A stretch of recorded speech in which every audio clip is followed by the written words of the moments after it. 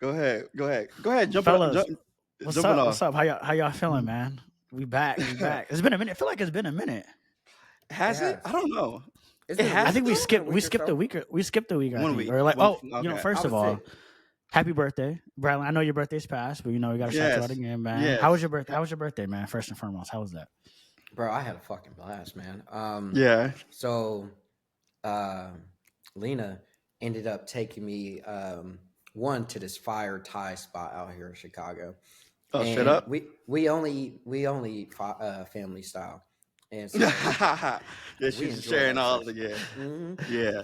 We enjoyed ourselves, and then we ended Mm. up we ended up going and doing improv. If y'all haven't done an improv class, definitely recommend everybody go do an improv. That shit was so Yeah. cool, so Yeah. cool. Wait. How does that work? Actually, Yeah. I think Mark has done improv I went before. to So I went to Mark's improv show. It, okay, it was yeah. amazing. It was amazing to see.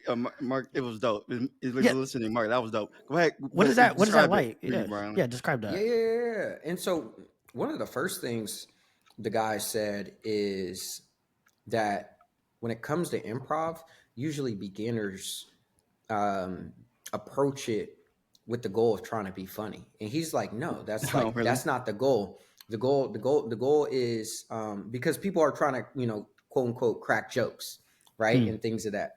Because usually improv is a part of the comedy shows, right? So it's just a Okay. natural kind of thing. But his whole thing is it's really about one, listening, two, your attitude, and then three, your ability to commit. And so, what our teacher was sharing was like those same skills are the reasons why a lot of business execs, participate in improv classes. One, to calm the anxiety, but it's just being a founder or being an executive, you're always faced with Yo, uncertainty, you're and always so Mm. improvising. You're always improvising. knowing how to Yeah. listen, knowing how to commit when you need to commit, but more importantly just having the right attitude and approach to it could make a lot of differences. And so it was fun, man. We did some dope exercises. That's dope. Yeah, Yeah, that's what's man. up, bro. And so that was a cool experience, and then ended How up long was it? huh Was it like it an was an hour and a hour, half. 2 hours? Hour and a half? Okay, got you, A got good Okay, you. yeah, amount. that's good. Yeah, Yeah, that's yeah, Yeah, good. yeah. yeah, Yeah. We I remember I had a company that I worked for, and we had, it was like a a company thing that we did yeah. in San Francisco. We did Mm. we did like a company improv like thing. It was Ah. interesting. It was interesting. There was like a person that came in and like it was interesting. Yeah, I don't know. It was dope though. I'm gonna try that. I'm for me this year. I'm all about like trying new things that I haven't tried before. I feel like I'm That's always fire. trying Yes. new things, but like I'm being intentional about like, oh yeah, Yeah, I'm leaning into like new experiences and new things. yeah. So like, never tried improv, never even thought about it. But now that Oh, you for mention real? it, I got to do it now. Now that you thought Oh about it. yeah. So yeah, Yeah, I'm gonna be I'm gonna do it honest. for Dia and I'll circle back, let you know how it goes. Oh, I'm gonna be definitely, Dre. honest. I didn't even know that. Dre. Nah, It's interesting because you do try a lot of stuff. So I actually yeah. naturally would thought like the first time I ever did any type of improv type of thing was Mm. public speaking at Harrison. So I like that Mm. was like that unlocked so like I didn't realize it, but that unlocked so much like being able Yeah. to just yeah. But you do that, Yeah, no, yeah. I did public speaking in college, and that was that was like Oh, amazing. That was I amazing. wish. And I remember Rodney, you did Toastmasters, I believe, Yeah, yeah, when we was yeah, living Oh, yeah, yeah, in yeah. SF. And yeah. I was like, damn, you was doing a bunch of shit when we was in SF. Like this nigga was Yes, going to yes. doing salt Hey, baths that's and why like he's floating articulate. tanks. Like, bro, every day he come back to the crib with some new discovery. Like, I'm like, this nigga was always doing some shit, had some new gadget, some new health shit. Like, literally, nigga, he was committed to that shit. He was Yo, always putting me on some shit, man. Yeah. You're still the that's same that. way. You haven't changed, actually. Yeah, Like, you're still the I same. know. You're still the I same, low know. key. Yeah. Yo, that's Yeah, funny, y'all, man. y'all definitely got to try that out, man. Will do, And then I man. saw Mark. I saw Mark, man. It was dope. Nice. Well, He he had a was in pit stop. Chicago. Yeah, he had a pit stop in Chicago, man. And so Mark we ended just up just be what? he was going he was going back to Detroit to Okay. for the Lions game. And so we Ah, ended up He took catching the up. train. We Probably. watched the Ravens game Oh, that's together. fine. okay. And so yeah, man, it was good cuz I hadn't seen him honestly a little bit before he left Brooklyn. And Oh, so Okay. So okay. it's been a minute. It's been a it minute. Yeah. had Okay. been a minute, man. And so Yeah, some that years. was good, man. And then we ended up uh Monday on my official birthday, we ended up doing another dinner, and that shit was just fire, man. And then Lena got me. I can't even tell you the name of it because I don't want y'all to jock me. You could tell us on the I Just, mean, you just could yeah, yeah. hit us on the back end. Hit us on the back end. I'll tell you. I'll tell y'all. Off the record. But hey, this that shit. When we talk about scent branding, you smell immaculate. And so if you look immaculate, and smell immaculate, and you articulate. Oh, it's easy. It's easy. You walk into a room, you're gonna clean it up. You're just gonna clean it up. You're gonna clean it up easily. She did that very well. Hey man, shout out to Lena, man. She sounded like she was very thoughtful and intentional in her decisions to plan your birthday, man. So shout out to the Black woman, man, for sure. Facts. All right, what y'all want to open it up, man? We got a lot of stuff that happened this week. We was talking a little bit about investors and the psychology of that. Y'all want to dive into that first? Or how y'all feeling? Yeah. So let's dive into that because we how it started. Brylan asked me how I was doing. I said 2 words. I said stakeholder theory. And essentially, just to make it simple for everyone, is managing the expectations of all the stakeholders within your corporation or business. Hold up, because it sounds simple. It sounds simple, but I think what people need to understand about what you just said, that is one of the most important skills, managing expectations. Yes. So keep going. You said something very key there. Yes, exactly. And and the thing is, as what I would say is that I said that personally because in my own company we have a lot of stakeholders, and so because of that we see a lot of different behaviors, a lot of different responses, different requests for different types of information, and a wider range of perspectives. In ways, this is really good because it gives us perspective, but in other ways, it can be detrimental depending on some factors. It just depends, right? Ultimately, for us, it's really important how we communicate because we know that when we send out an update, everybody is not going to perceive it the same way. When we communicate to our investors, everybody, and it's a lot more, and usually what we see is these different behaviors depending on who the people are, right? And you start to realize over time there is for a lot of people, when you start to fulfill the request or try to manage expectations, you start to look behind, like you start to ask questions, just questions, right? And usually what I start to see is that oh, okay, like what Brian was saying when Drake just hopped on, this similarity to how people operate in the regular stock market, which is, we know, emotionally. Dre pointed that out, and I think Drake simplified it really quick. But that's essentially how that started. Based on everything y'all was describing, I'm just sitting here listening to y'all. I'm like, man, these niggas are just emotional. That's all it comes down to. Like, investors are highly emotional. The decision on whether or not they're even going to invest in you is based on emotion, right? Like the whole signals that they claim they look for, it's all based on how they interpret those signals and how they really feel about those signals, right? Like one person may feel one way about those signals. You talk to somebody else and they may interpret it and feel a completely different way about those signals. So at the end of the day, you're dealing with people. And I think as founders, or just whether you work for a company in general, because I think I learned this as well when I was a product manager, because I have to manage a lot of stakeholders. And I have to manage up, and I had to manage down, and I had to manage horizontally. I had to manage across the company as a PM. It's just part of the job. And so it's a lot of stakeholder management. And so I realized, like, it's just, you're dealing with people's emotions. And so I think when you understand that, then you can, as a founder, you can navigate that and you could just play that. You could just play the game a little bit differently. You know? Yeah, yeah, for sure, for sure. Yeah. I definitely think I think you gotta. I think when you look at it through that lens, because if you don't, you know, like it's easy to get out of your own element and out of your own focus of which you know, and what I would say is if anybody's a founder or just anybody, or like what Jay was describing, like a product manager or anything like that, each person adds another level of complexity. Mhm.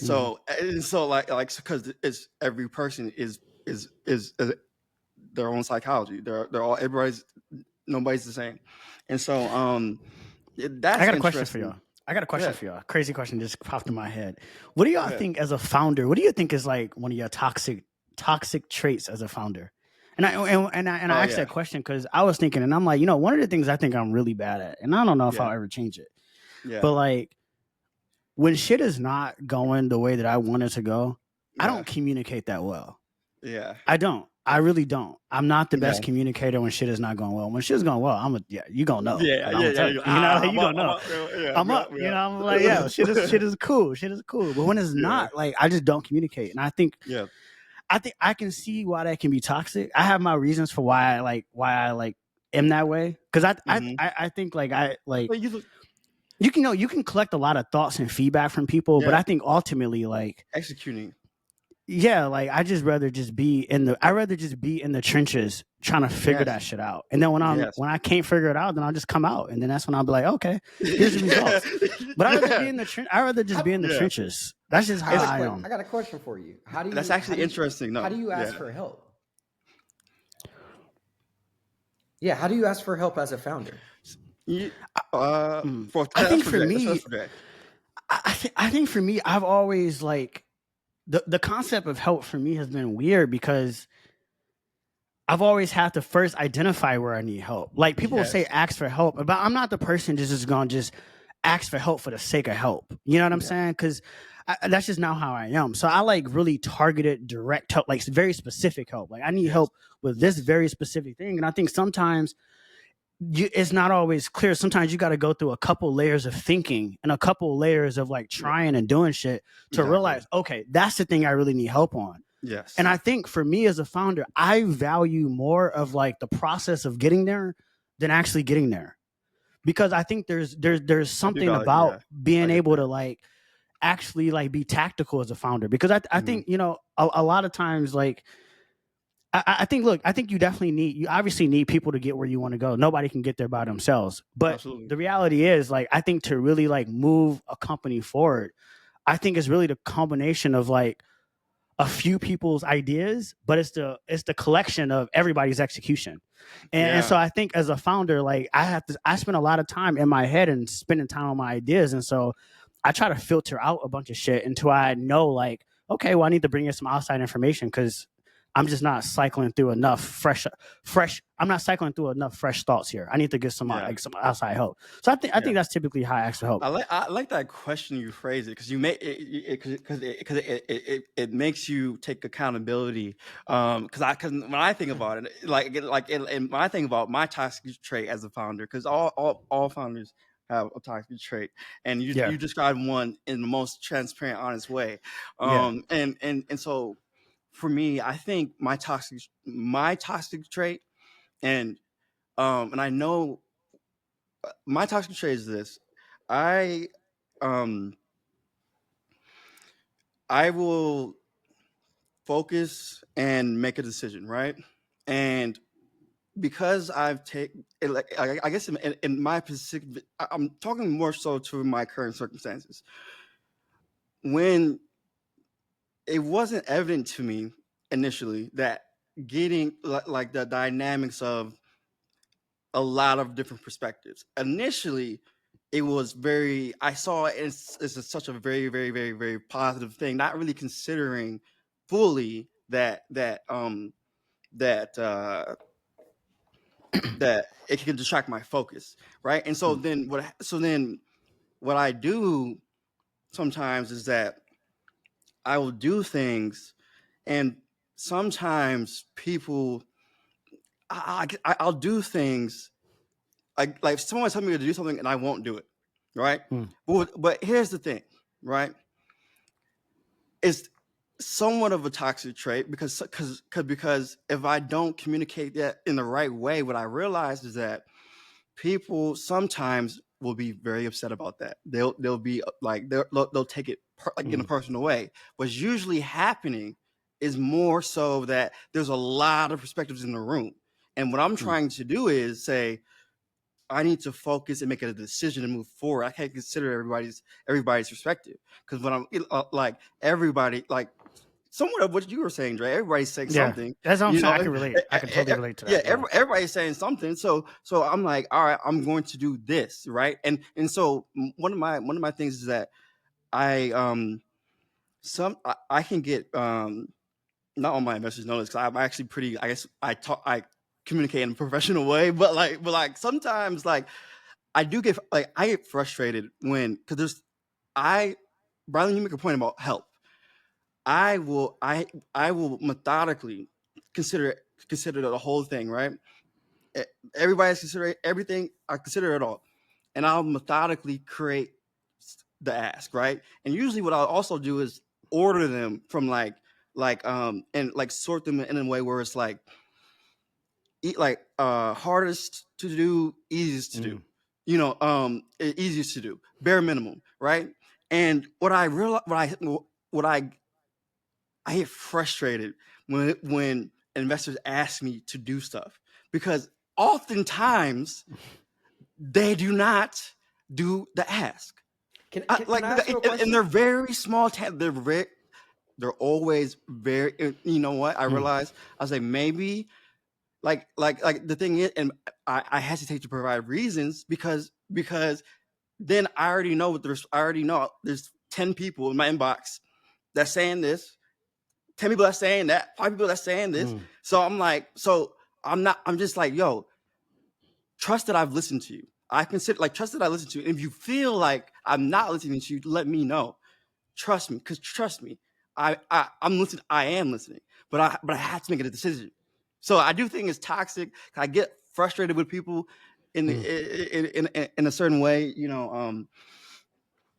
but I mean, let's go a little sometimes deeper. this is like sometimes it's like, yo, y'all need to do. Y'all keep asking me for stuff. No. Let's go. The thing. Like, stop asking how can you help, and then when I tell you how you can help, you do not do it. like I have the things, all the things. Like if y'all did this, y'all have no idea. But so it is frustrating in that regard. Yes, I'll say that. Let's take it a little deeper. Go ahead. We just want to pull back the curtain because when I listen to you speak that way, what I'm hearing is an unhappy customer, and the reason why I'm saying that is because these venture capitalists are in the business of selling their service and capital, and as a result, I get some equity back. That's the transaction. So the fact that I'm hearing a customer, a founder, be upset. I want to go deeper into this trust thing. And my question is, think about this. When we all have been in those moments where there's a lot of one-way door decisions being made. So those got to be made a little bit slower, a little bit more thoughtful. Yeah. Mm-hmm. There are often people that, we trust, rather if it's their intellect, their perspective and experience, like whatever value they could add to just getting to making that decision. There's people that you're willing to have a conversation with. Like I know we've called each other in some of those moments 100%. just to get each other's perspective. Are there investors you do not trust to be in the trenches with you? And you don't have to say names or anything. I'm just curious. Yes, because it, why so? What about makes you not trust them? Well, it's really because of the fundamental thing that what Dre said about the emotionally driven part. Given that you cannot entirely trust anybody who's going to be in the trenches with, and this is talked about, by the way, like if you go to I think about this a lot. since I've started the company, this idea that Paul Graham calls the fatal pinch, right? These where people are at these last stages, and I've always thought I do not want to be in that position. Every time I do something, I've created actions that will prevent that from happening, right? And I succeeded thus far. Now what I realize though is that all investors are not like they don't actually know what I guess no everybody's not one. Sometimes people don't have the bandwidth, simply put. So it's not even like I don't trust them, like I guess, to be in the trenches in the sense of like they're really like. I think it depends on the investor because I notice the amount is not what really. Sometimes the amount doesn't even. There are investors that have put like 10. There are investors that play like I was just telling my girlfriend this. There are investors that play in the NFL actively on my cap table that just be like during the season sending me stuff, sending me resources. Like I'd be like, okay, this is interesting. Like this is interesting. Or I'll see like certain like, and so because there's a wide range, I guess I see like a bunch of different a bunch of different ways. And what I notice is that nobody wants to feel like they're doing a bad job. Okay, so if I do express so like there if I do communicate and I want to communicate with an investor, maybe some expectations or miscommunications or whatever the case, I find that they're often I find that they're kind of sensitive, and from my perspective, they because I think sometimes they think I'm trying to, I think sometimes it's like let me. it's I want to sometimes add some perspective. it's like nobody wants to say they had done like and usually I'll be like, you know what, it's on me, it's on me, it's on whatever, move forward, you know what I'm saying, this is what I'll do in the future, Mhm. like let's do this, etc., right? But what I often notice is that people don't want to own up to their part, like in the situation. So that's I guess that's interesting. So when that happens with those particular people, then I'll say those are those people. Mhm. And so it's really based off the actions, I would say. You know, Mm. yeah, because sometimes people will go a long time and just pop up out of the blue. Something has happened in their life. Maybe they got divorced. Maybe they had a kid. Maybe they had Mm. something happened, and suddenly there's just like they pop up and they're ready to do all this. And it's like you realize you haven't done anything in the last and now you want to like be considered in the whole like it's distracting. It's distracting, but it's also not really grasping like what my job is. You see what I'm Mm. saying? Let me ask you this: Yeah. were you clear about how you wanted to engage with them before you took money from them? Like, Um, did you set those expectations like clear? Like, hey, this is how I like to communicate. This is what to expect. Like, were you clear and it, explicit in it, that to them? I don't think with every. I don't think with every investor. I think at some point we had to get to that. We get to that because of the amount. I can't because of the amount. I'm going to say no. Like Mm. because of the amount. Actually, Not all of them. I I actually Not think all. because of the amount, you should You try to have do to. that. You should try to do that even more, right? I think No, it's actually exactly, needed. I exactly. think it's even more needed because No, it is. what it sounds like is just a mismatch in expectations, right? Like Yeah, yeah, that's what it It's seems deep. like. It's yeah. deeper than that, though. It's deeper Go than ahead. that What you because see? I I really think founders and investors don't notice that they're one of the same, especially emerging Oh yeah, Yeah. managers. And, for Right. sure. and Yeah. like I yeah, I encounter a lot of founders that don't understand that like VC is just it's still a business. The Yeah. business is just different. And the reason why I want to say this is because of two things, right? One, I think Yeah, I was speaking to this earlier. I don't think a lot of these investors understand cycles. I really don't. I think they throw out this word and they really don't understand it, because the thing about their cycles are, a lot of them are very short term in thinking. And the reason why this is Yes, important exactly, is because yes, it's a yes, mismatch with the asset class. yes, Going back to what we were saying around yes. applying this stock market like thinking to an asset class with a different type of time horizon.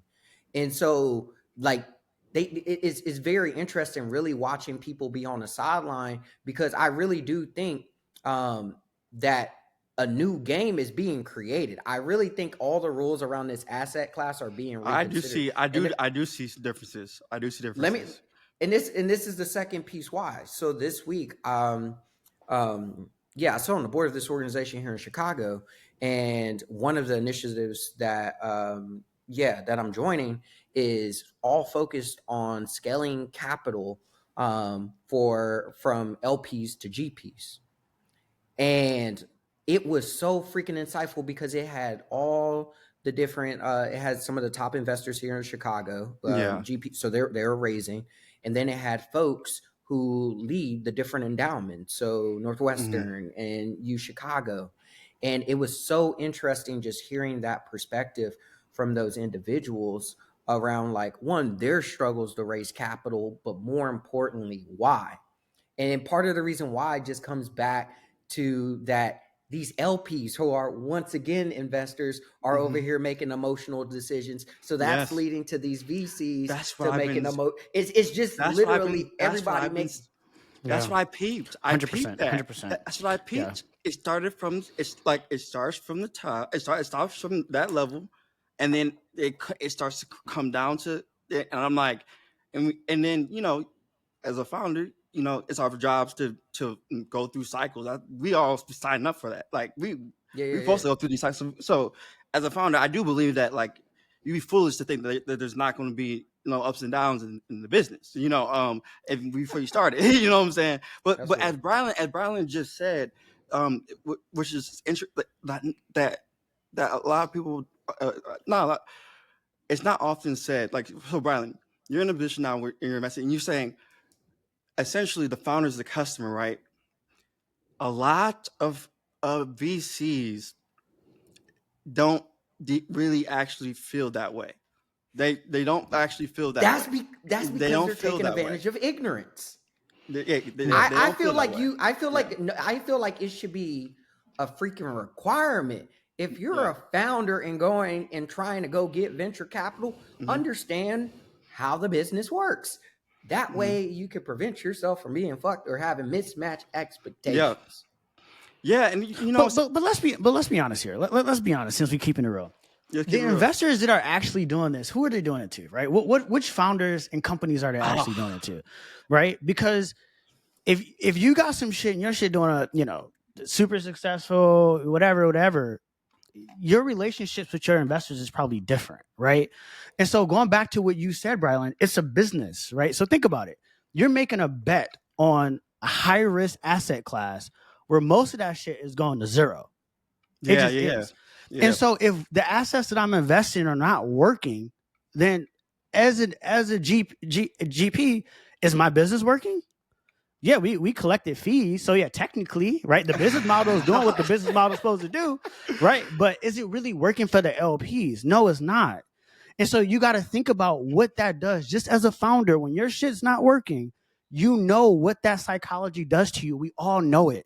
We Yeah, all Trust. yeah, know yeah, when it's exactly. Yeah, not exactly. working, Yeah, the yeah. stress, what we're willing to Yes, do, yes, what we're willing yes, to do to other people, what we're willing, yes, like, we yeah, all know we're willing to do yes, anything to get it work yes, if you really care about it. And so, yes, yes. again, just playing the other side of the fence, the devil advocate from an investor standpoint. If they're no different than a founder, then it has to be looked at the same way, right? Most of these emerging fund managers are brand new. They have never returned any real DPI to their LPs at all. Yeah, So yeah. they're not a working business yet, and they're trying to get to They're working, trying, and invest they're in trying. an They're asset trying. class where most of them gonna go to zero. So And Yeah, it's you know, so it's look, in interesting. that environment, people will be moving a little bit emotional. That's the empathy part, and that's what I understand as that's what I like as founders. We really do have this interesting like responsibility because like that's empathy right there. Like because Yeah. I see that, like I'll see like though I will see somebody's who, for example, the winner that was on their portfolio is no longer is no longer on the site anymore. You know, the one whatever, because every investor needs that it's hard. It's a hard position to be in because you need because your credibility lies in the people who appear to be winners, right? And so Hmm. and so it's Facts. hard for them. It's hard for them, and it so you like as a founder you understand that, you know, or at least you should understand that. You should understand that, or you should consider that, you know, that it's hard, right? Because you could just see it, like, and then like so that's why when I often see the behavior, sometimes I'm like, you know, I'm like, okay, I that's why I don't my responses to people is usually not like my toxic, like I'll have like a really like I always encourage people to schedule a meeting. Like if something's unclear, please schedule a meeting with me. If so, like ask a question. Here's the like I've always encouraged people to come talk to me. What I find like, and so Hmm. sometimes what yeah, and so when I do that consistently, and then for example, later sometimes some people won't take the opportunity to talk, or they won't say what they're looking for, or I'll ask them and they won't exactly know exactly what they want, and then and then so, you know, and then it's like, okay, now it's there's the complexity to it. So but yeah, like Jay said, it's just people. It's just people. Like it's people, Yeah. but they're not going to But admit. Not going to. Nobody's going to admit. Hey, look, I need a winner right now. It's not looking like I can't tell if you were like it's like you might be hmm. a winner. You low key coming off of as a winner, but Hmm. I can't fully like you know what I'm Hmm. saying. Like it's hard because even the Yep. winners be sometimes, as we've seen a lot of these stories, they Hmm. turn out to not be winners. They turn out to Hmm. be complete bullshit. And so imagine markets where basically investors are, imagine the founders that were competing against those people, right? Every investor was shitting on them while while the person that was doing all the fraud was at the Hmm. top. Like, you see what I'm saying? So it is a difficult dynamic in that way, right? Because Hmm. also, as Drake said, people will do certain things up. People will do certain things in the name of survival, right? So Hmm. there's a lot that gets done. So I mean, it gets interesting. I guess it gets very fierce. It's no Hmm. joke. It's no joke. Wait, It's no joke. before we move on, Brylan, you didn't. I don't think you answered. What was your toxic trait? I mean, you're What not a was founder yours? anymore. I mean, actually, no. You still Hey, are a founder. You're still a founder. You're always a founder, man. You always hey, cooking up man. something in the kitchen Yeah, bro. I'm all the time, man. Dre, I like how all the time. I like how you circle back to that, the bro. That's real. Yeah, because I'm like, nah, Brylan, you can't get away, nigga. We need to hear your toxic trait. We all being all open, nigga. What's Yeah, up? we been open as hell. My my toxic trait is yeah, if I'm just going to be honest, it's I really think it's going to be taking on too many things. I think especially Hmm. in during like going back to what you Yeah, said, I what see. you yeah, like around a few people are probably making the decisions, but it requires everybody's execution.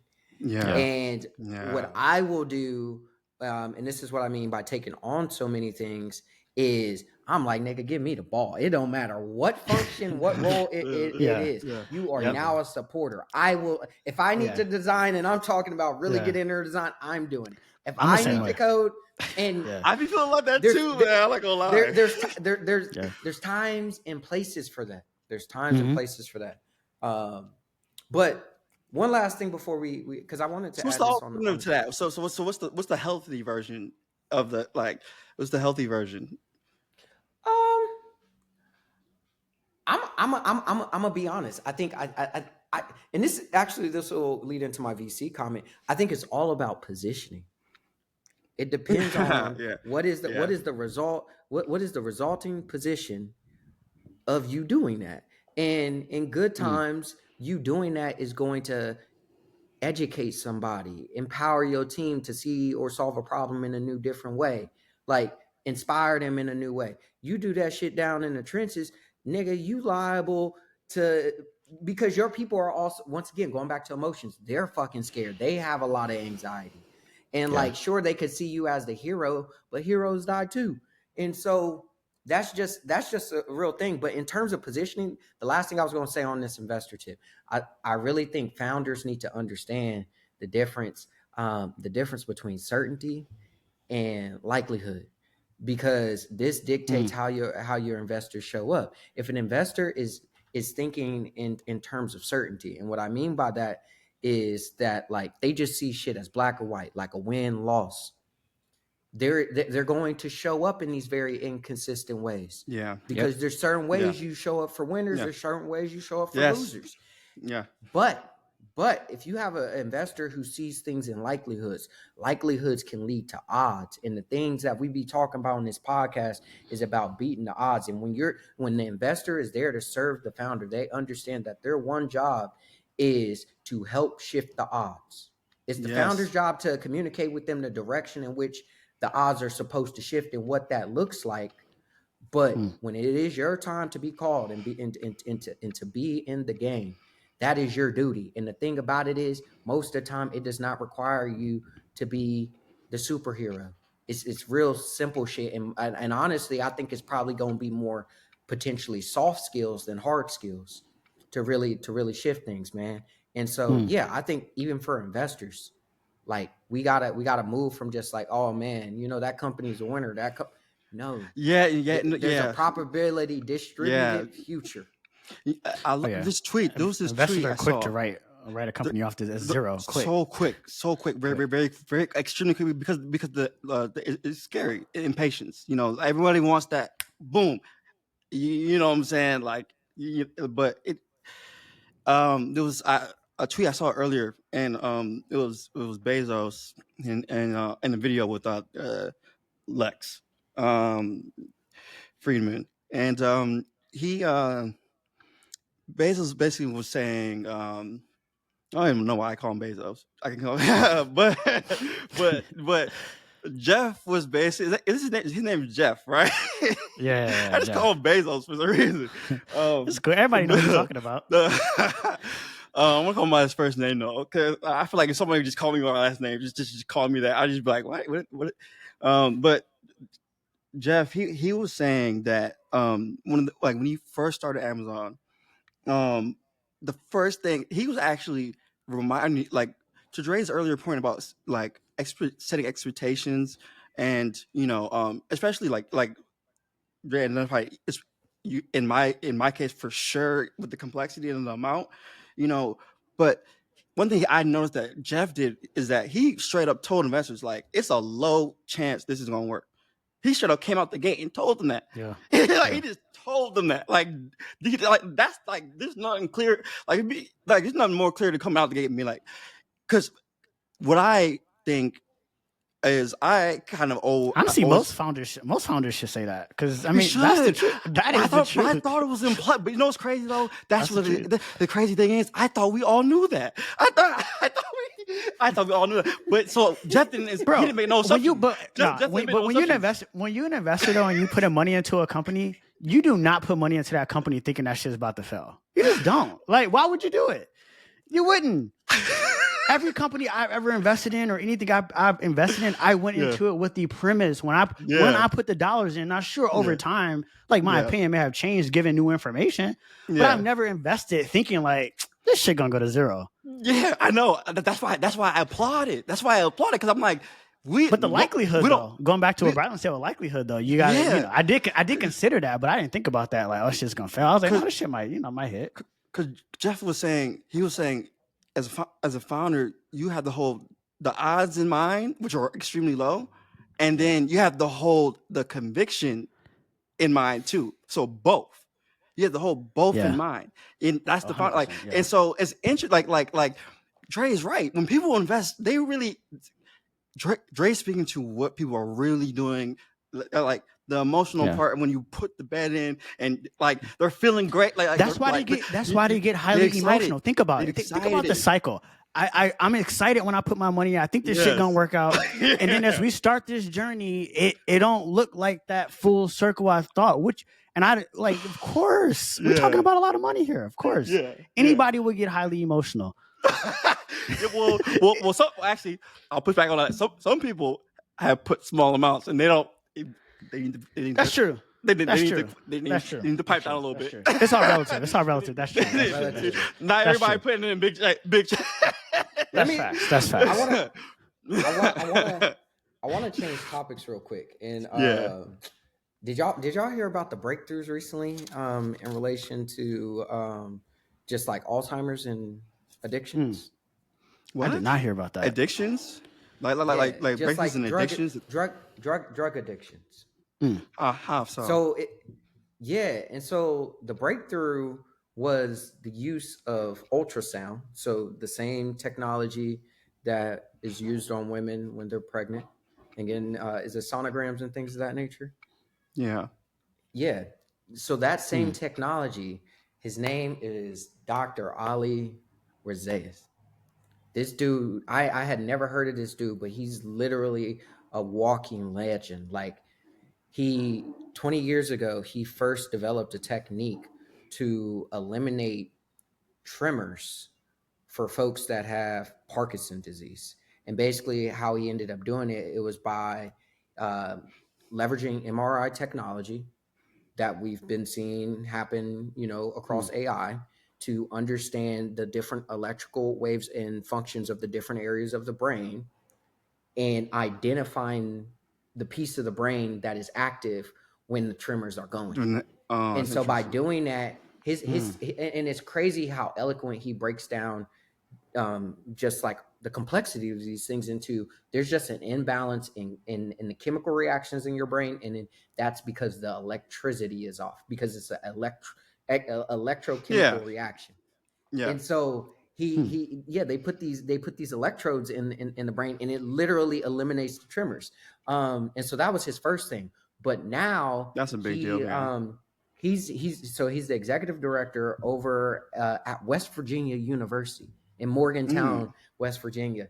And basically what he identified was that this was a few years ago. There were already some breakthroughs in drugs that could be administered to patients with Alzheimer's to basically help slow down the buildup of this plaque. So basically what with Alzheimer's, there's this plaque that builds from this protein, and basically it starts to clog up like all the different connections and stuff. That's how it works. But the problem with this drug is only 1% to 2% of this drug can actually get through this piece of the brain that they identified called the brain blood barrier. And basically its role is literally made to keep things out of the brain and to filter oxygen and things in the brain. So its whole job is to keep bad things away. And so what this doctor identified was by using ultrasound technology simultaneously with leveraging MRIs. So he uses the MRI to scan the brain of a person with Alzheimer's to identify the different areas where that plaque has been built. And then they specifically use ultrasound to open up the brain blood barrier for 24 to 48 hours. And they administer that drug. So now that drug that only 1% to 2% was making it through the brain blood barrier to do what it needed to do, which was starting to eliminate that plaque buildup, now is getting through like 80 to 90%. That's a breakthrough. That's a breakthrough, bro. I have to see that. I'm gonna send you the video. I'm gonna send you the video. Is this a U.S. doctor, an American doctor? Yeah. This is American doctor, bro. And so now the other thing. This is why this is important. At the same time, we gotta be careful about that barrier because that barrier is there for a reason, though. It is. that blood-brain barrier is there for a reason, though. So break it through that. But go ahead. Well, when I send you the video, you'll see how intentional and just elegant the solution is. Like, it's really like, I'll send you the video and you'll have to watch it. It's like 30 minutes or so, them just kind of talking about it. But the other thing that was extremely interesting too was this same technique. It's backed by research, and the technique is like literally about to enter the final stages of like FDA approval. So it can be used by surgeons worldwide.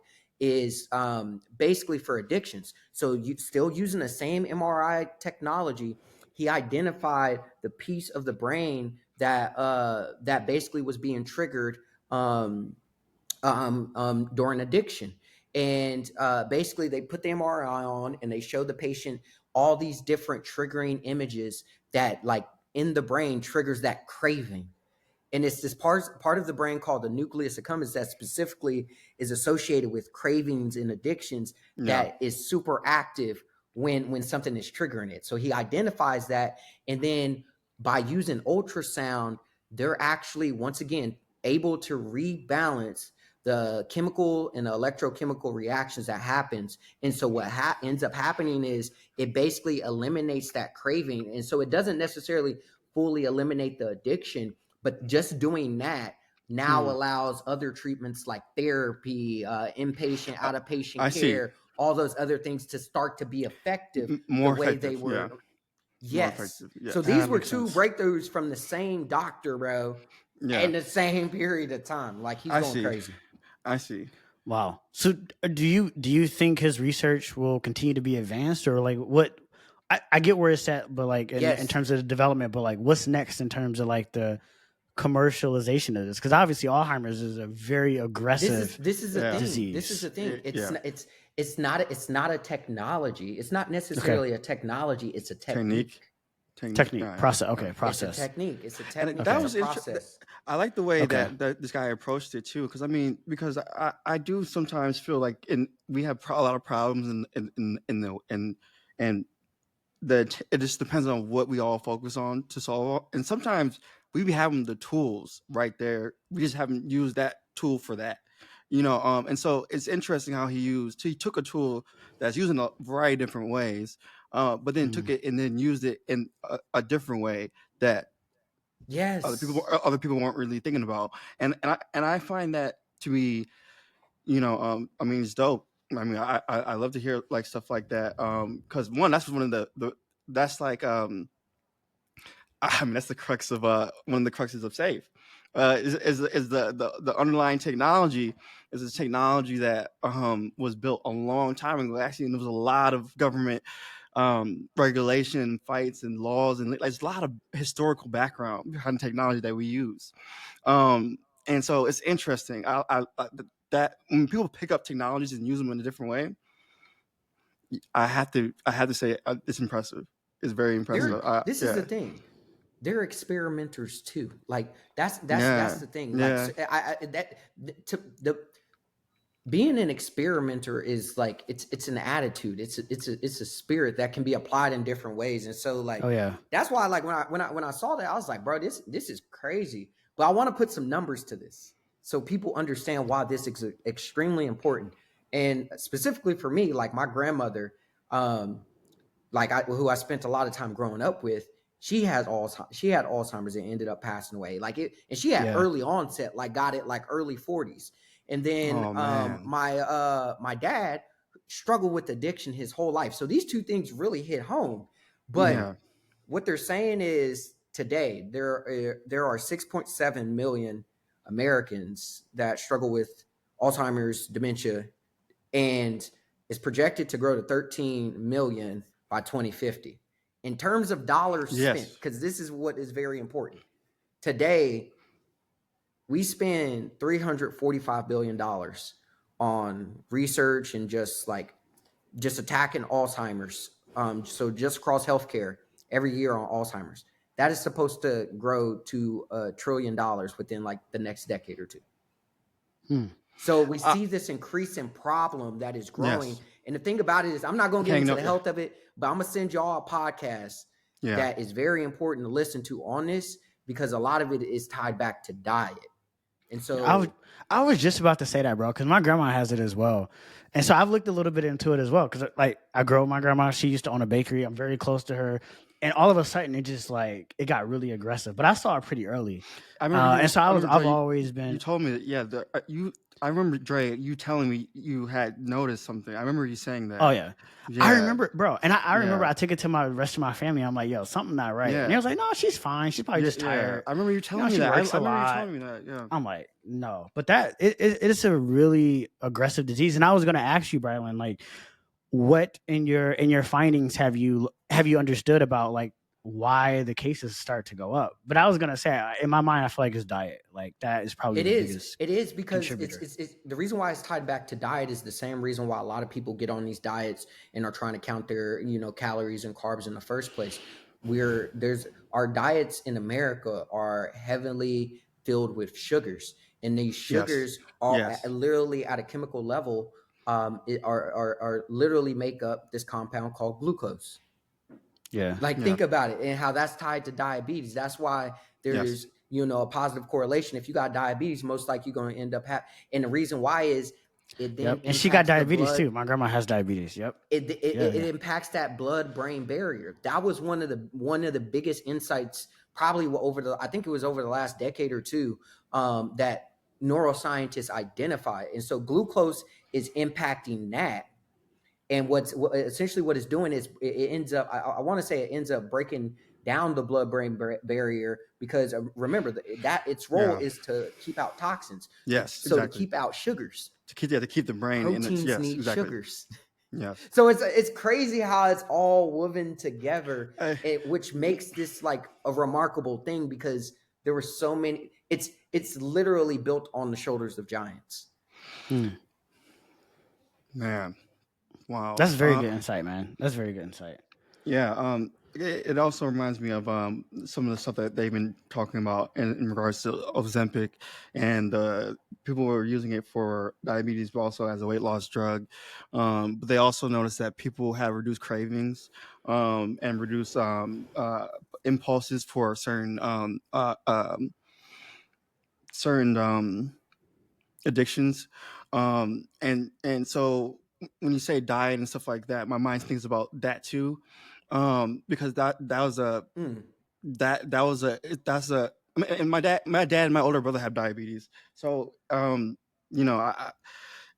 it's, I guess it's all kind of coming together in my mind a little bit as I'm seeing all this stuff. But I do think the one thing about me personally is that I do feel like I have something about sugar. I do think that, like, I don't eat sweets like that, but I do feel like I see like some type of sugar for real. Like Mm, I would say I feel like I do. Like I mm, mean, maybe I'm just like overthinking it, and maybe I'm too much in my head about it. But sometimes I'm like, I don't want that water. I don't Mm. want that. Like, and I'll be drinking hella water, and I'll drink, and I'll be like, no, I don't want that. yeah. And I just, and it's like, but I have a lot more. I think the I food, don't man, know. the food companies do an incredible job of putting certain chemicals into food that like makes us crave it Make and you want makes to us move, really want it. Like make you want to it's move. it's Yeah. remarkable. And then when you tie that with marketing and branding, like it's Yes. just it gets crazy. It's nuts that Mm-hmm. how bad the American diet is, Oh, considering yeah. how wealthy the country is. But me and Nia were just talking about this, and I was telling her like I feel like part of the symptom of why like the American diet is the way it is because of the demand in America. Like it's hard to wrap your mind around like the demand Yeah. for this shit, Yeah. right? Yeah. And so Yeah. suppliers Yeah. are simply meeting the demand, right? They're simply Yeah. meeting the demand of the Yeah, people. they're Now, cutting it doesn't costs make it in certain right if they're places. putting Yeah. it Yeah. I in see it what you're and shit like saying. that. Yeah. But like if you're trying to meet the demand, you're almost literally forced, right? And I think about it quite frequently when I go to the grocery store in America. I've been to like 20 different countries, and usually when I go and I travel, I go to the grocery store when I'm there. Usually, right? So I've been in the grocery store in Mexico. I've been in the grocery store in Thailand. I've been in the grocery store in London. I've been in the grocery store in Paris. All over these different places, right? And what I've learned is I have never been in any grocery store. I haven't been in all of them, but I have never been in any grocery store in any other country that is nearly the size of an American grocery store. Not even close. Like, Yeah, we eat a so lot. just the sheer size of an American grocery store and the amount of products that an American grocery store carry it's hard to even compile when you go to like a place like Mexico. Like the amount of like just tomato sauce options, right? The amount of like drinks and sugar and chips that we have is nuts. Like it's just over an abundance of shit. But that's because the demand is there. People want that shit.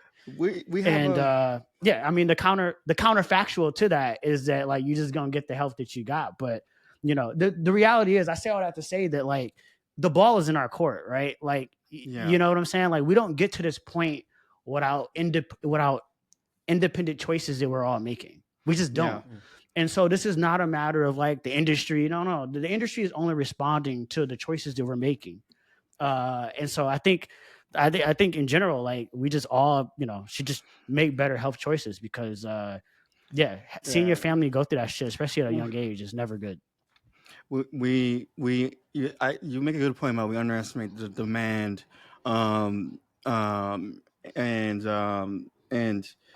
in my mind, I do think that like a lot of people, um, or in general, we may not like the individual decisions that people make in their diet choices are not always necessarily long term, thinking, and but also, um, when things get normalized, then you don't even realize that it's not a certain Yeah. it's like a certain way. So like Yeah. it's not like it's kind of like this like where it's like if you apply capitalism to it, shit starts to make a lot more sense always. But like exactly. it's like That's I it. hate That's that. all it I is. hate that, and That's I hate all it that. is. You see, you apply capitalism to it. It's like So- it's like you That's the want beauty to of make America. you That's want the to make beauty of something America. you want to make something that will sell, right? And the thing is that food can be a drug, but if that wasn't necessarily clear to everybody that was eating it. You know what I'm saying? 100%. Like that wasn't necessarily clear, and I mean, it's like now, yeah, like I mean, I don't see why they don't have a good incentive. It's like just like drug company, they don't have good incentives to slow down like the little things that are not on the illegal list. But I think the difference though is like before people didn't have the information. Oh yeah, it was very like it was very convoluted. It was very very walls hard to off, understand, right? Yeah, McDonald's tried so hard not to get the information out. I remember. Even if you go back in time, like I remember I read this study. I might be butchering some information, but there was this guy. He was a marketer, and he had an advertising agency, and this beef company, like pork company, called him one day and said, we're not selling enough bacon. How do we like sell more bacon? What can we do? Right? We got bacon, we got eggs. We need to sell more of these products. It's just not selling fast enough. So this guy literally goes around and he goes to literally thousands of doctors all over the country, and he gets all of these doctors to agree that breakfast is the most important meal of the day. And he gets them all to agree that breakfast not only is it the most important meal of the day, but the amount of calories that you need, and exactly what like breakfast food is. Yeah. And literally, like just from getting that sign, and none of this is true, by the way. Yeah. This is true, but like these doctors were just agreeing to this shit. And anyway, I say all that to say like that literally changed an entire industry. And so, of course, if people are part of a game that they don't understand the rules to, then you can't blame them for being a part of it, right? But I think we've reached a point now where we just have a lot more transparency in the industry. We understand what's happening. Obviously, some people may not have all the resources and accesses to it, but I think it's more true today that we know more now than we knew then. And so with that information, you can choose to just make some different decisions on it. I think I definitely think that's true. We have more information. We fought for it. I remember being in high school and watching documentaries of McDonald's literally not wanting to tell people what they didn't want to tell people what was in the food. Like they didn't want to do that. That's the crazy. Like think about that. They didn't want to tell people what they were eating, or how much That's nuts. and that's crazy. Like they didn't want to tell people what they were eating and how like and that's they took the blame, but like a lot of other companies were also dependent on that same lack of transparency too. It wasn't just McDonald's. Like let's be honest. It's just that was probably just a big like one of the biggest. You know what I'm saying? The distributors of fast food, and they said, all right, we're gonna hit this and then make it like whatever.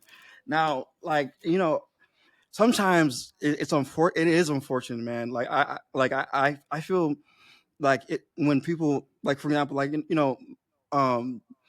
yeah, my dad had diabetes. He had multiple things going on, and one of the things he had diabetes, and my older brother had it, and for me, it's real. It's so much easier. Unfortunately, this is it's sad to say, but it's a hard lesson to learn to see that, and then I say to myself, my dad had it, his dad had it, my older brother had it. So when I'm in those moments of like I want that, like I sit back and I have a definitely a different restraint. Hard lesson learned though. You see what I'm saying? Like hard lesson, like you know what I'm saying? Like so it's kind of like so man, can I be real? Can I be real? Yeah. I just piggybacking off of what you're saying, and but really both of y'all experience. I don't know what it is, but as I like approach 30, I think a lot more about like my own mortality as just a black man, right? Because bro. I think about my friends, right? Brylan, I know your father passed away. Like Rodney, I know your dad. Like I know so many. Like we got another friend, Kev. Like his dad passed. Like I know so many of my friends that are around my age. Their fathers weren't that old. Like it wasn't like your fathers was like 80 years old. Like they weren't. And so I think more about that shit, and it makes. Bro, it makes me sad when I think about that shit. I'm not gonna lie. It really does, bro. Yo, Dre. I don't know if you watched did you watch I thought Kevin Hart put out like a special, but it was like Chris Rock.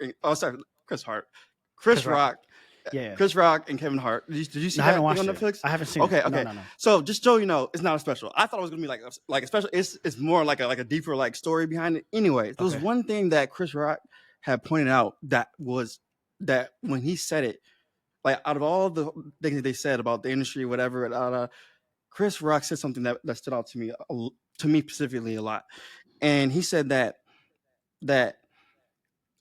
a lot of black fathers will be very, very hard on their sons because they're not even thinking that they're going to live past 50.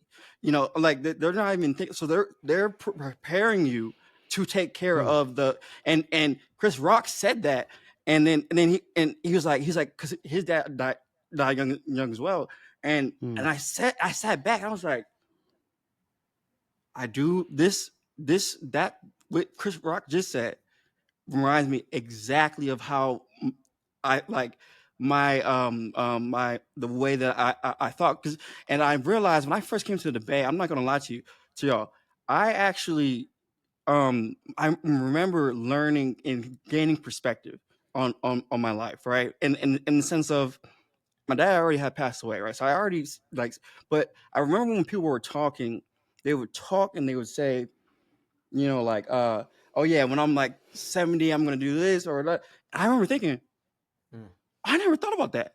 I never even considered. I never even thought about that. You see what I'm saying? Like like I was sitting back like, wait, hold on. I didn't even think past like I didn't even think past this like you know what I'm saying?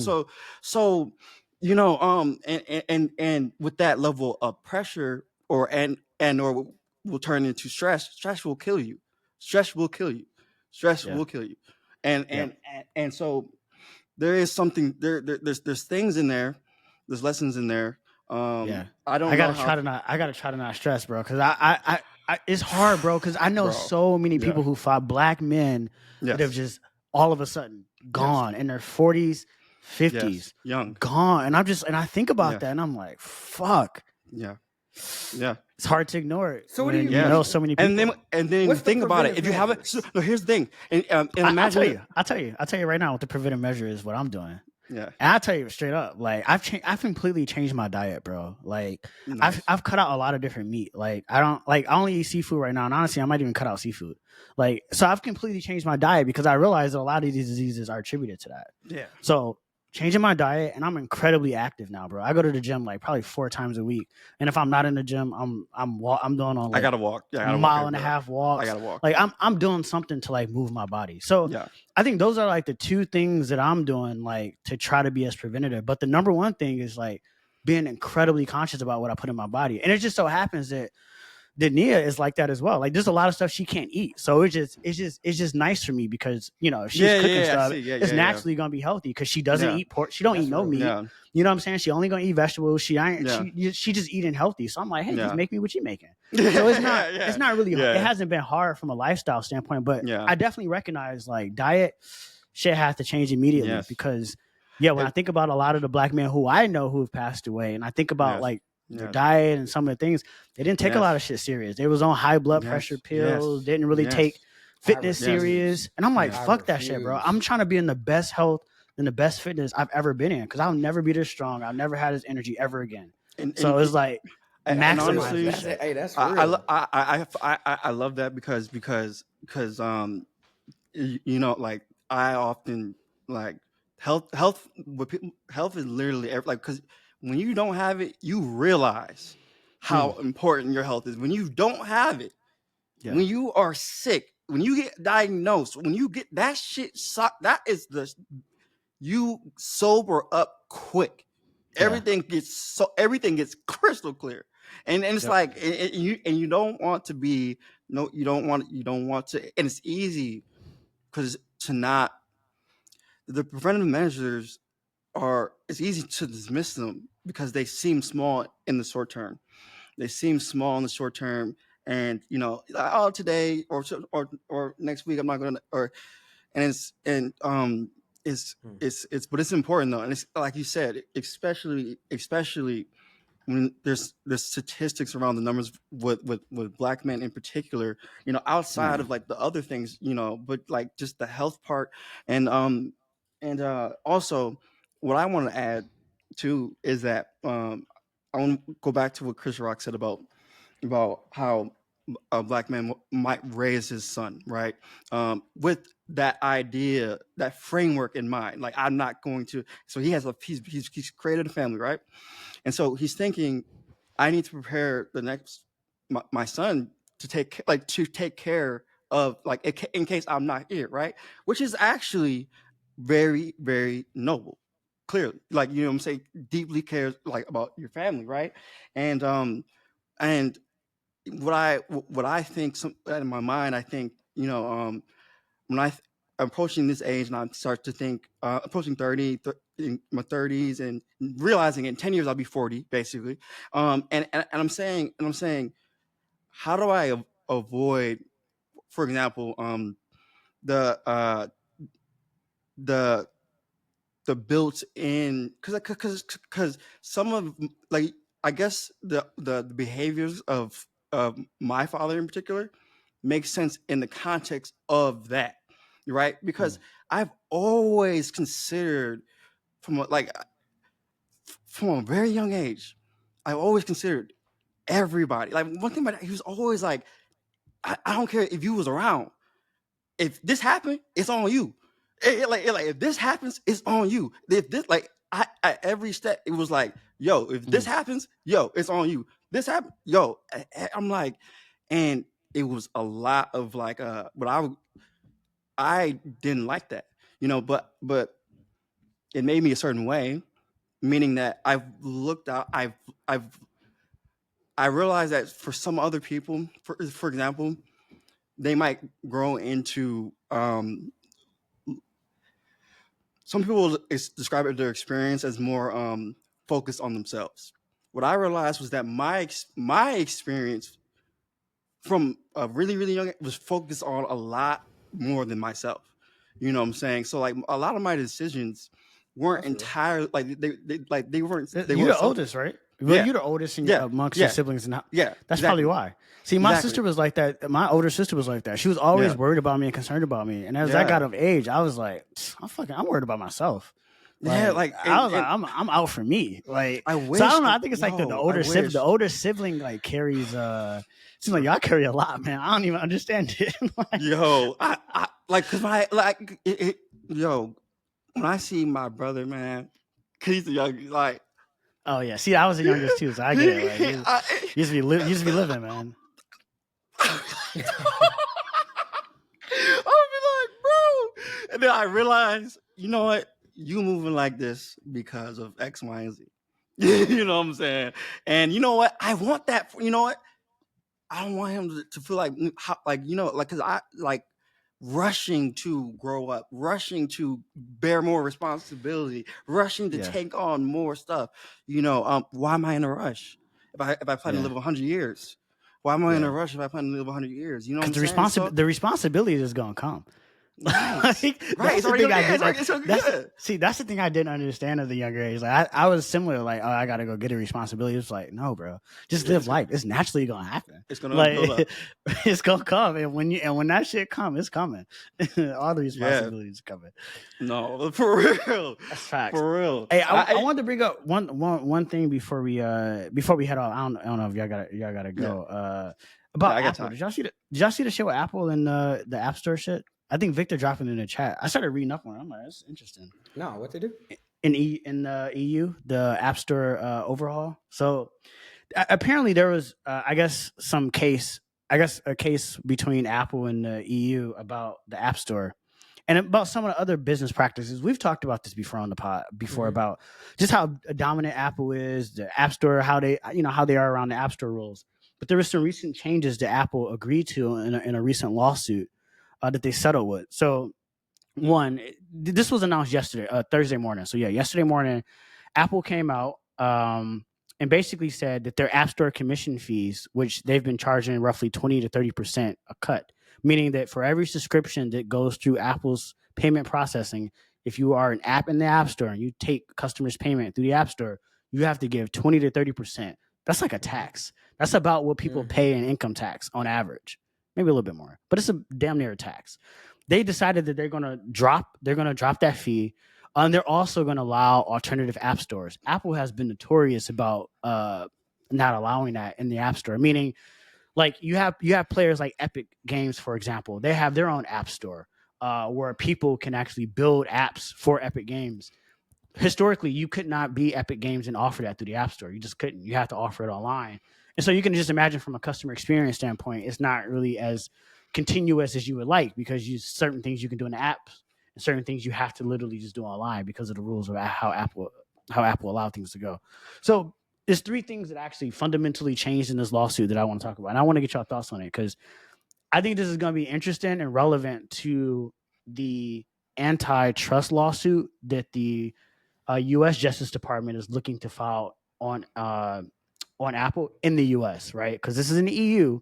In Europe, the Justice Department is looking to file antitrust suit against Apple in the U.S. So I think this is relevant. So the first thing is Apple said it would allow new iPhone customers to choose which web browser they want to use when they set up their phone. So you'll be able to choose now which default web browser you want to use. Mm-hmm. The reason why that's important is because historically Safari is the default web browser that you have to go with.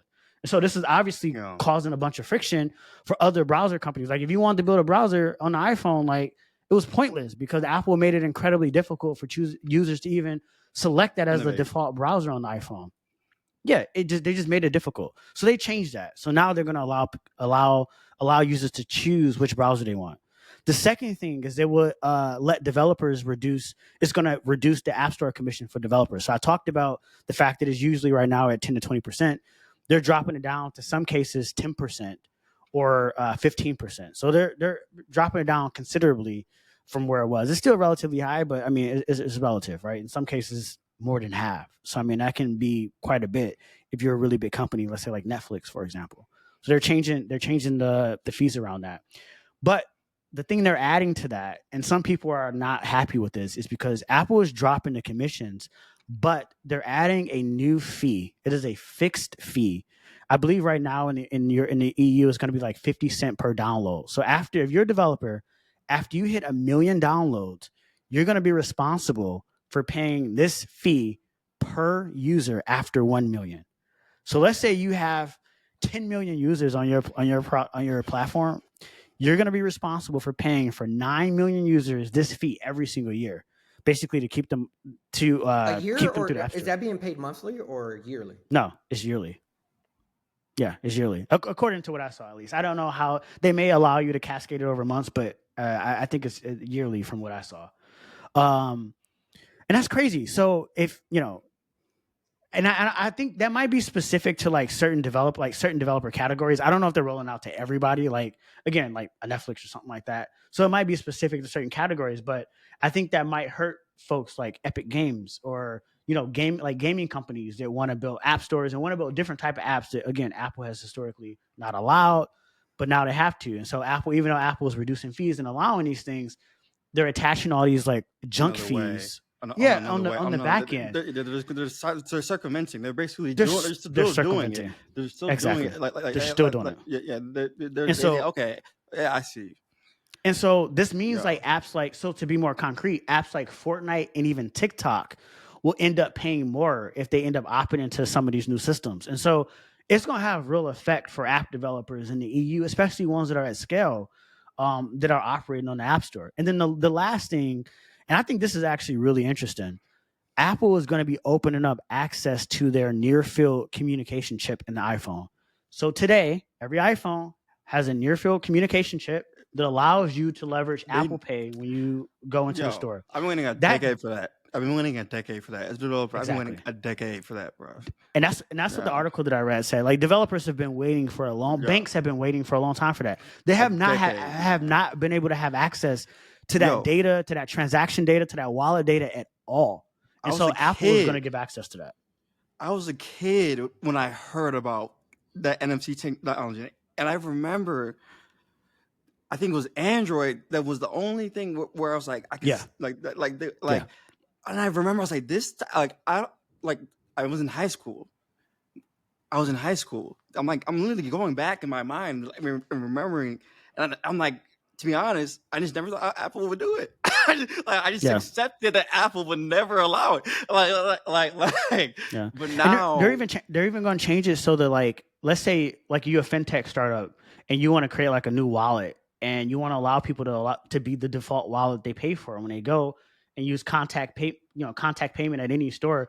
Instead of having to use Apple Pay, they'll be able to use Safe Pay, for example, right? Like, no, you already know. You already know. It's a game changer. It's a game changer, right? So it opens it up, right? So now if you're a fintech, you now can build wallets and allow your customers to have that default option. So these are some really big changes. And I'm bringing these up because, again, these are really big changes that are happening in the EU.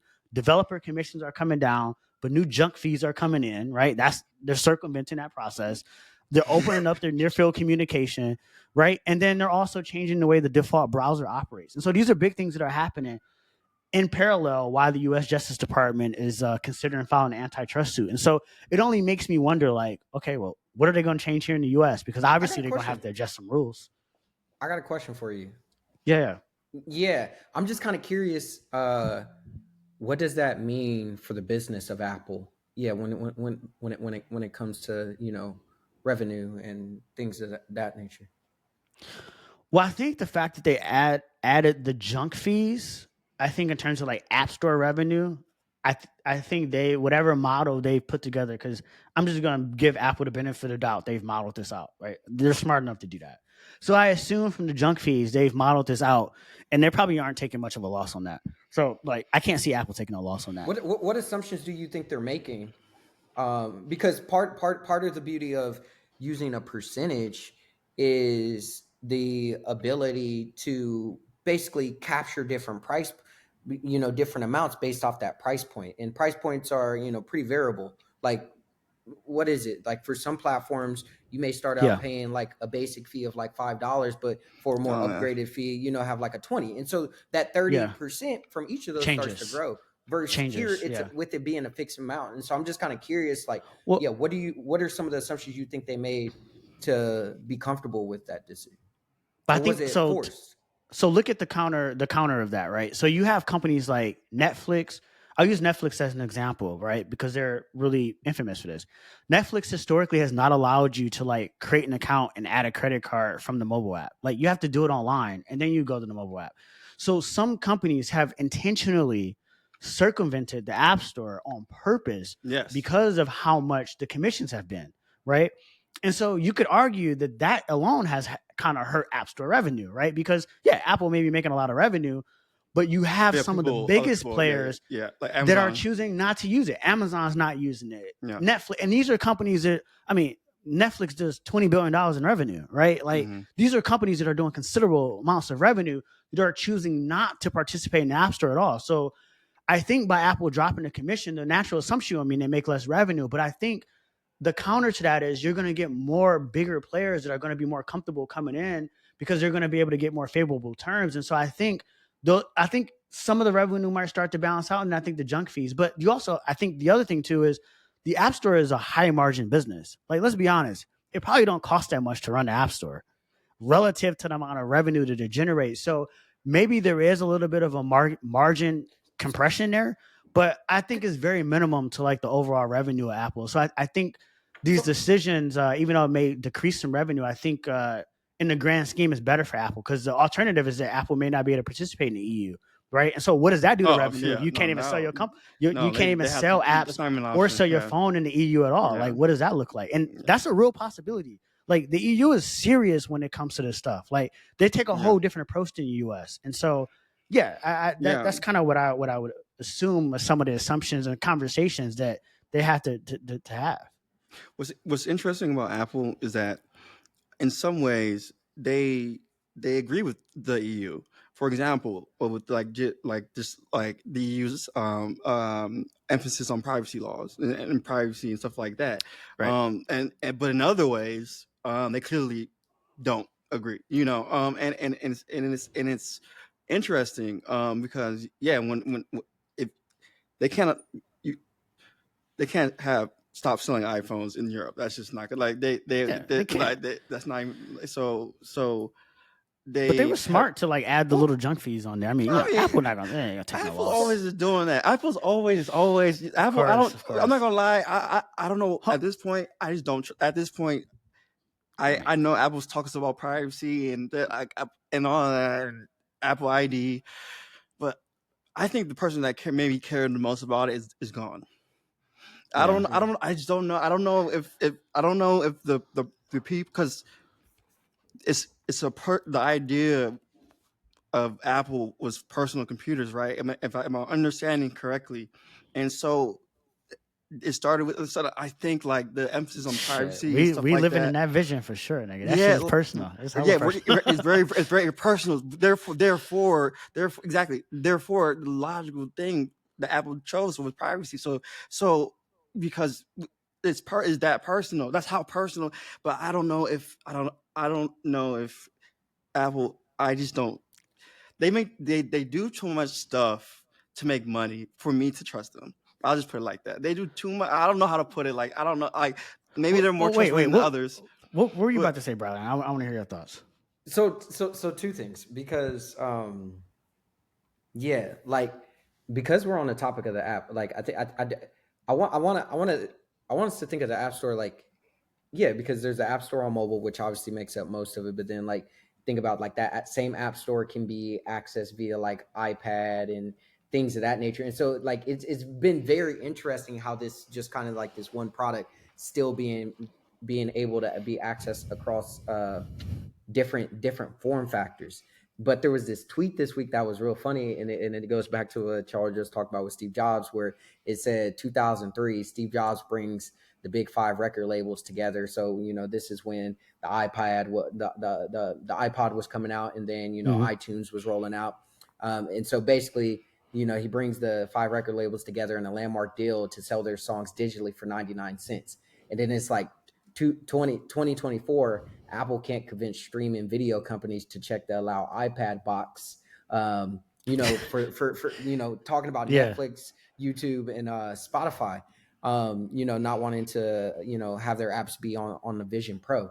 But I think this is very important, because I saw an estimate of like these first year sales are supposed to be somewhere around 500,000, sales in the first year. And think about it, that will potentially start to grow over time. And kind of what one analyst was saying, I thought he made a really good point, where he was like, you have to understand that this is a global business. And he said, going back to kind of what you're alluding to in the United States, in the United States, things are a lot more bigger compared to other countries. He was like, Yeah. a lot more countries are going to have growing demand for the Vision Pro because they're not walking around here with 85-inch screen TVs. And I thought that was a very interesting point that he made. But the point I want to get to is like, yeah, I'm curious. Yeah, do you think they took into consideration the opportunity, like to get revenue, from this new form factor that's about to emerge and be geared towards like entertainment? Um, and that's yeah, I'm just kind of curious how when it comes to the App Store and the Vision Pro, how do you Hmm. think that will end up growing over So, time, or do you think so it will end up growing over time, and how do you think it will impact their uh, business? uh, Hmm. so well, so I have to hop in a couple minutes, but I want to say something about the Vision Pro. To me, it is clear that like even Zuckerberg, I have the Meta glasses, right? And you guys know I've been a fan of the Snap glasses in the past, and the Meta glasses are like Snap glasses times 10. And Mark was talking about essentially, you know, we we're going to talk to a lot of AIs, right? We're going to talk to a lot of these different AIs or et cetera. And what will happen is he's saying that the future it'll be able to see your environment. So right now it doesn't see your environment. It doesn't have access to your environment in any way. And so when he talks about the Meta glasses, right, that's how he's seeing it. So bringing it back to the Vision Pros, um, um, Apple is doing the smart thing, which is basically starting with people who can afford it, professionals. They're going to start there, and then it's just going to drive down. Now, it's over what event horizon? There's no like in my mind. Is to me, I don't know in what ways they position themselves. But Brian, you talk about positioning a lot. I can tell you this, based on what I see on how Apple just operates, they are positioned to do the the I just don't doubt them. I think that they are positioning the product in such a way. I think Zuck is trying to. I think he's a competitor, and he's fast. He's fast. He's like he knows. He like, oh wait, AI this that. He's pulling together like he's like an engineer. He has an engineer mind. He's pulling together all this and then and trying to. So, but Apple is a lot more what it seems like block Yeah, he methodical. seems he seems stressed about trying to get to that future, and Yes, Apple seemed really calm they're and calm. They're like, calm. we're gonna get there when we Yes, get there, because yes, Apple is like, we're gonna create the future. I think Apple exactly. thinks about it differently. Like, they're gonna Yes, create the yes. future versus Zuck is trying to like do it a little bit differently. I think the way That's they just also approach that's creating markets is also just fundamentally different. sorry for Yeah. interrupting. Sorry for interrupting. That's also the reason I'll say that's my second toxic trait as a founder is that is that um is that is that it sometimes appears that I don't have urgency. That's how sometimes it Mm. appears. That's how sometimes it appears. And I'll just leave it Mm. at that. I'll just leave it at that. But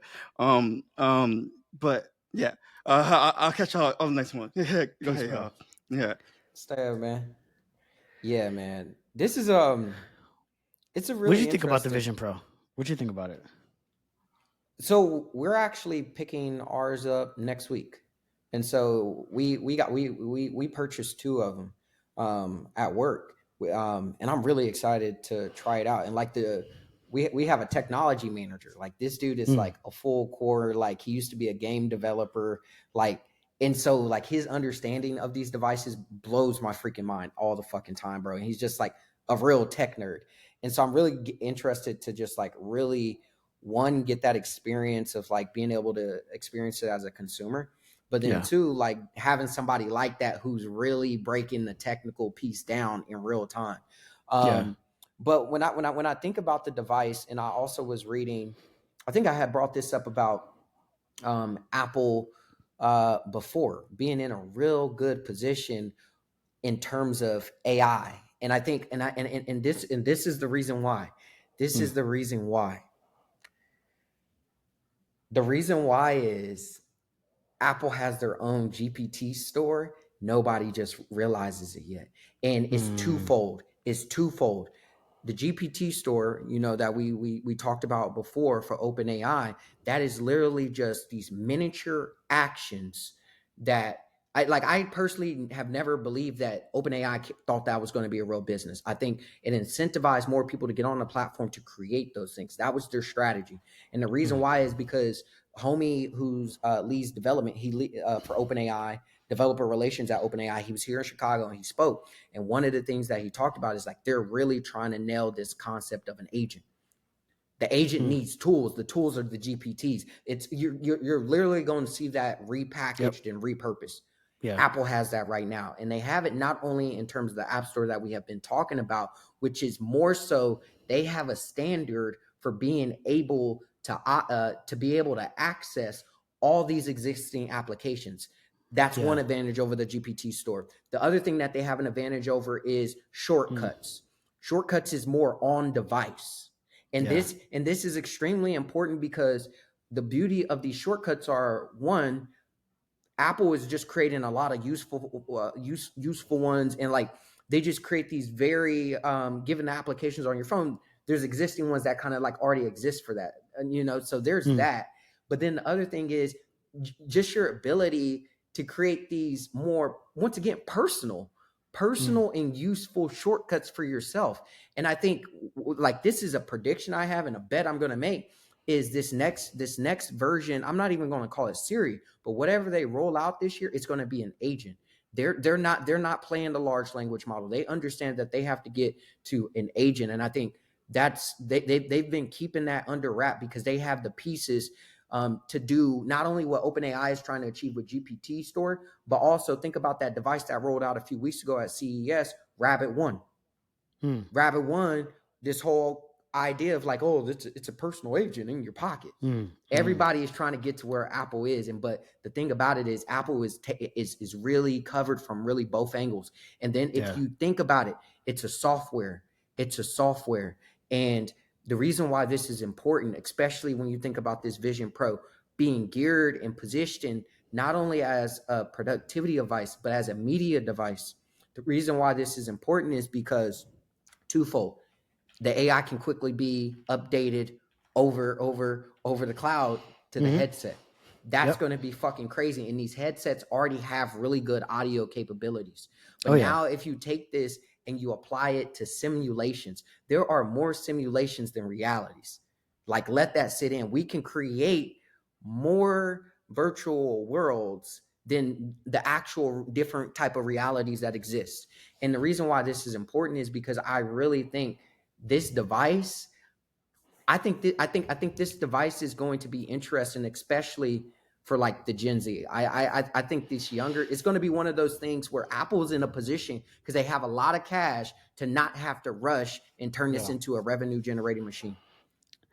Yeah, that's true. Apple doesn't have to rush. They're on their they're on their own timeline. They literally are on their own timeline.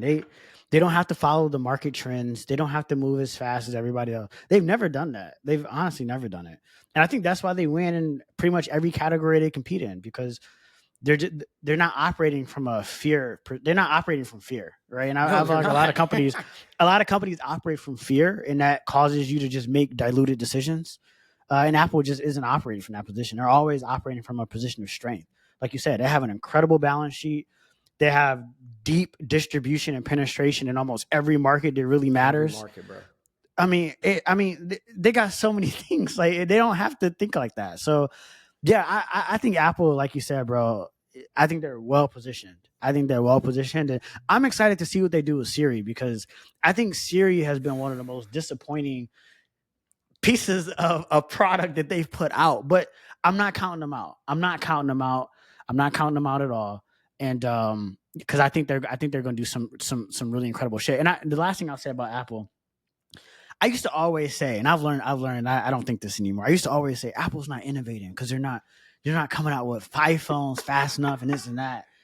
And when I really think about like the products that Apple creates, I'm like, that is one of the most incredible product design and product innovation companies around that we've ever seen. the amount of detail and attention that goes into every single product they make is just it's insane. It's insane. I'm gonna keep it a stack. I think you bring up a good point, and I think part of the reason they they they they have found a pace. They have found a pace. Their Yes, pace of innovation is their strategy, and the reason why this is extremely that's what it is. The um pace. it, Yes. it, it literally is the pace. But I think it's all due to the positioning. I think it's due to positioning, Mm, and I think they have a unique perspective on markets. And one of the things I mm. have always thought about markets is competition is an illusion. I think competition is an illusion for most people Yes. because Yes, the bro. thing about it is, like, I heard this one dude say this. He was a YC partner. But what he has said is competition and strategy is an illusion, because why do you need a strategy in the early days? Don't nobody know of you.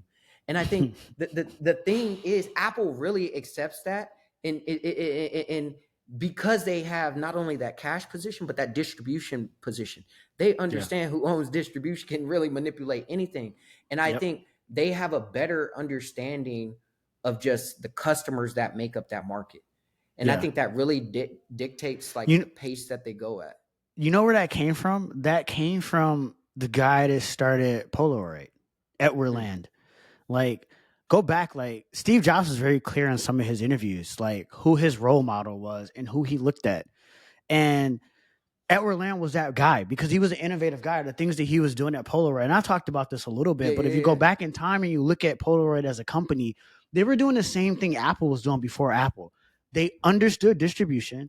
They understood that we gotta build something that nobody else can do. We gotta build a moat and a product that nobody else can make. And Apple has done that. They built systems and processes that you just can't copy it. I don't care how much money you got, you just can't copy it. And Facts. and this idea of really going deep in the customer, really understanding the product that you're building, not trying to move into the market cycle, because again, you're not doing something that everybody else is doing, so therefore you don't need to react to the competitive forces like everybody else is doing. You don't need to do that. That's principle number one. But I went back and I looked at that, and I look at where Steve Jobs got that mentality from, and a lot of that, and a lot of what he would attribute that to is Edward Land. Like, he really looked up to him, and was really inspired by how he built Polaroid and like the way he went about it. And that really transcends throughout Apple, right? And I even think about Elon Musk and how Elon is building Tesla. It's a similar approach. It's vertically integrated, owning the process, deeply understanding the designing everything. You have to design it and understand how your shit works. Not just design the product, but you got to design the machines that design the product. Going deep into that, like, and when you really do that, you can really escape the competition. You don't have to think about them as much because you Facts. truly understand you have something that's so unique. In order for you to be copied, you got to really disrupt your whole shit in order to copy what I'm doing. And we're seeing that right Facts. now in the auto space. Like, these companies have to literally disrupt their current business to compete with Tesla. They can't. You know, And so, yeah, I take that lesson from there. I saw this week. Speaking of Tesla, and I think this is very important because, once again, people make decisions to either be right or wrong. Like, that's just the outcome, especially when it comes to business, and especially public businesses. Like, they're Yeah. making these decisions because they're trying to be right. And recently, what is it? Stellantis, which owns Chrysler, Dodge, and Jeep, Yep. um, them, you had Hertz, and you had GM, and you also had Ford, all come out and say that they're cutting the output or the Yeah. number of vehicles I saw that. that they're making electric. Yep. This is like, I think this is very important. Like, they're making a hard decision to say we're either drawing back significantly Yep. our manufacturing of electric vehicles. And think Yeah. about it, the quote unquote the globe has a goal to hit in order to get us to, I think I don't know if it's carbon neutral or whatever, but I know there's a Yeah. goal for us to want to hit. Yep. And this is very important because obviously Tesla is electric. Yeah. And so I think I had hit you, and one of the Yeah. homies was Yeah. talking about, they was in the office, it and he works at a hedge fund, so he was saying Yeah. basically they don't believe in it. So that equates to they're over there Yeah. shorting. For sure. For What they sure. getting wrong? It's unfortunate. It's unfortunate, man. You know, I think Tesla, when I think about like what they have done, it's the classic example of a counter position, right? Where again, it goes back to where when you come into a market, there's a way when you can enter into a market where, again, in order for a competitor to really compete with you, they have to erode their current business model. And that is often a very dangerous thing to do. And by the time a company really realizes they need to do that, it's usually too late and they end up dying. Right. And I think that's kind of the point we're at, where the future is very clear that it's electric. And so when you have big legacy automakers that are dragging their feet and are lowering their production output of where the future is clearly heading, right? And they are leaning on government subsidy, and they need government subsidy in order to build this future where the future is clearly heading to. I think it just shows that. And again, so I think we've talked a little bit about like the 7 strategies or 7 power strategy, whatever it's called. I forget the actual name of it, but there's a strategy called the counter positioning. And I think Tesla exemplifies that really well, and how they have been able to take on the market. Just as a stat, I was looking into the big 3 automakers, the one you mentioned, Stellantis, GM, and Ford. The amount of debt that all those companies have, like I think it was Ford has over $100 billion in debt. GM, I think, pretty sure it's like over $100 billion in debt. Tesla has $4 billion. They have $4 billion. That's it. They're sitting on $29 billion in cash. Tesla's in a way better balance sheet And they position to invest into this future that we're clearly headed into. And the legacy automakers are not. And so when you ask the question of what are they missing, I think they're missing what the future is going to be. And I think they're not accounting for that time horizon. They're thinking about the short term, but that's not what's important. This industry is changing whether people want it to or not. We're going electric. That's a fact. It's just a matter of what the time horizon. And so to me, as an investor, it doesn't matter. I don't care if it's 20 years from now, if it's 30 years from now, if it's 40 years from now. When it hit, it's going to hit, and everybody who invests in it is going to make a lot of money. I mean, again, you don't become the richest man in the world like Elon has on making that bet wrong, right? Like, so I think he's right in that. And so people who short Tesla, to me, I think are not understanding where the future is going, and how these markets for these futures get created. And I think Tesla has exemplified that very well. There's other companies too. Like there's a Chinese company that's doing it well too, but that's different because the government is like subsidizing that. Yeah. Now this is very important. And I want to unpack this from a few different angles. The first angle is it's very interesting the amount of debt that you brought up that these companies have, especially these legacy companies. And the reason why this is important is because, just one of the things that's very important to a business in the short term is working capital. Do Exactly. the current assets that you have, if shit hit the fan, can you quickly liquidate them to be able to cover that debt? And the fact that debt's that high, we can't act like their revenues have been going out, going crazy, right? Yeah. And so I would probably assume working capital is probably becoming something that that's probably one of those things that's driving that decision. I think the other thing too is science, bro.